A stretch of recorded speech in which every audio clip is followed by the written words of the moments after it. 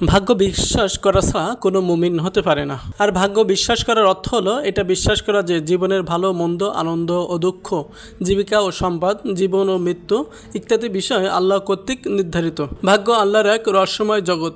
এই জগৎ সম্পর্কে আল্লাহ কাউকে অবগত করেননি।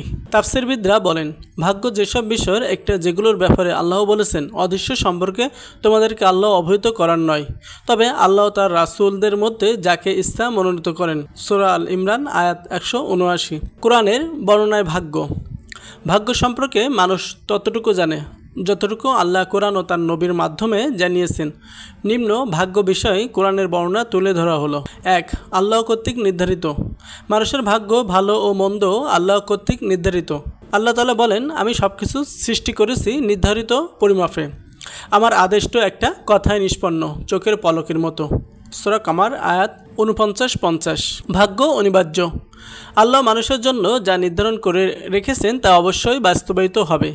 ইরশাদ হয়েছে, আল্লাহ তার ইচ্ছা পূরণ করবেনই। আল্লাহ সব কিছুর জন্য স্থির করেছেন নির্দিষ্ট মাত্রা। সূরা তালাক আয়াত নম্বর 3। ভাগ্য পূর্ব নির্ধারিত। মানুষের ভাগ্য যা ঘটে তা পূর্ব থেকে আল্লাহ নির্ধারণ করে রেখেছেন। ইরশাদ হয়েছে, পৃথিবীতে অথবা ব্যক্তিগতভাবে তোমাদের উপর যে বিপর্যয় আসে আমি তা সংগঠিত করার আগেই তা লিপিবদ্ধ থাকে।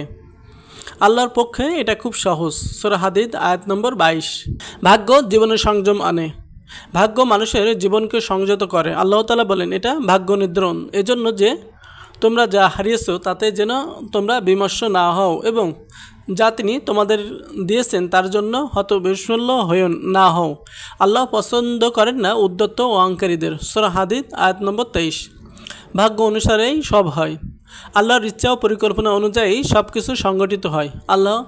আল্লাহ তা পূর্ব থেকেই নির্ধারণ করে রেখেছেন। আল্লাহ বলেন, জলে ও স্থলে যা কিছু আছে তা তিনিই অবগত, আর অজ্ঞাতসারে একটি পাতাও নড়ে না। মাটির অন্ধকারে, ভূগর্ভের অন্ধকার স্তরে এমন কোনো শস্যকণা অঙ্কুরিত হয় না, অথবা রসযুক্ত কিংবা শুল্ক এমন কোনো বস্তু নেই যা সুস্পষ্ট কিতাবে নেই। সূরা আনআম আয়াত 59। মুমিনের ভাগ্য বিশ্বাস যেমন হবে।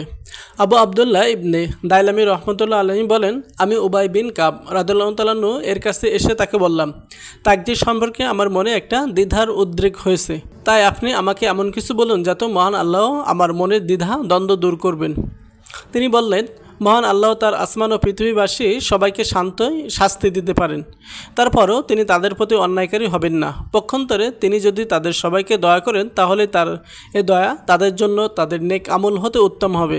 সুতরাং যদি তুমি উহুদ পাহাড় পরিমাণ স্বর্ণ আল্লাহর পথে দান করো আর তাকদীরে বিশ্বাস না রাখো, তবে তা গ্রহণ করা হবে না যতক্ষণ না তুমি পুনরায় তাকদীরে বিশ্বাস করবে এবং উপলব্ধি করবে যে যা তোমার ঘটেছে তা ভুলেও তোমাকে এড়িয়ে যাওয়ার ছিল না, আর যা এড়িয়ে গেছে তা কখনো ভুলেও তোমার বেলায় ঘটার ছিল না। আর এই বিশ্বাস ছাড়া তুমি মারা গেলে জাহান্নামে যাবে। নাউজুবিল্লাহ। সুনানে আবি দাউদ হাদিস 4699। মুমিন ভাগ্য সন্তুষ্ট থাকে। ভাগ্যের ভালো ও মন্দের ব্যাপারে মুমিন সন্তুষ্ট থাকে। কখনো তাকে অপছন্দের কোনো বিষয় স্পর্শ করলেও সে তা নিয়ে প্রশ্ন উত্থাপন করে না, কারণ আল্লাহর নির্দেশ হলো তিনি আল্লাহ, যা করেন সে বিষয়ে তাকে প্রশ্ন করা যাবে না, বরং তাদেরকে প্রশ্ন করা হবে। সূরা আম্বিয়া আয়াত 23।